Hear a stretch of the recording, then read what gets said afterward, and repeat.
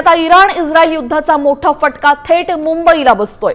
आपण पाहतोय गॅसचा मोठा तुटवडा निर्माण झालेला आहे आणि गॅसच्या तुटवड्यामुळे मुंबईमधील 20% हॉटेल्स सध्या बंद झालेले आहेत। आगामी 3 दिवसांमध्ये ही संख्या 50%वर जाण्याची भीती व्यक्त करण्यात येते।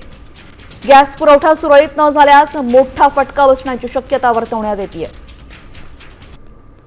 या संदर्भात अधिक माहिती देतील आमच्या प्रतिनिधी साक्षी यादव। साक्षी, मुंबईमधली परिस्थिती दिवसेंदिवस भीषण होत चाललेली आहे। आधीच 20% हॉटेल्स बंद, पुढच्या 2-3 दिवसांमध्ये निम्मे हॉटेल्स बंद पडण्याची शक्यता आहे।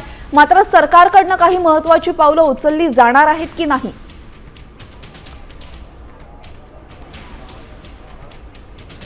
तेजल, मुंबईमध्ये LPG गॅस सिलेंडरचा तुटवडा जाणायला आपल्याला सुरुवात झालेली दिसते। कारण एकंदरीत पाहायला गेलं तर गॅस सिलेंडर जे असोसिएशनतर्फे सांगण्यात आलं आहे की संपूर्ण हॉटेलमध्ये 2 दिवसाचा सिलेंडरचा तुटवडा जो आहे तो जाणवायला आता सुरुवात झाली आहे। हॉटेल आणि रेस्टॉरंट असोसिएशनच्या म्हणण्यानुसार LPG पुरवठा व्यवस्था लवकर सुरळीत झाली नाही तर पुढील 2 दिवसात शहरातील अनेक रेस्टॉरंट बंद करण्याची वेळ सुद्धा यावेळी येऊ शकते असं सांगण्यात आलं आहे। कमर्शियल गॅसचा पुरवठा थांबवणे आणि डिलिव्हरीमध्ये होत असलेल्या विलंबनामुळे परिस्थिती दिवसेंदिवस गंभीर होताना आपल्याला दिसते।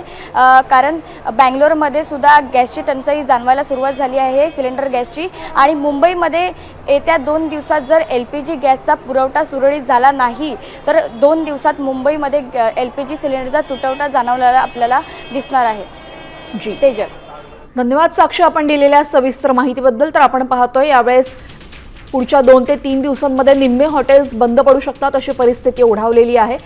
जर पुरवठा सुरळीत झाला नाही तर यापेक्षाही बिकट परिस्थिती ओढावू शकते।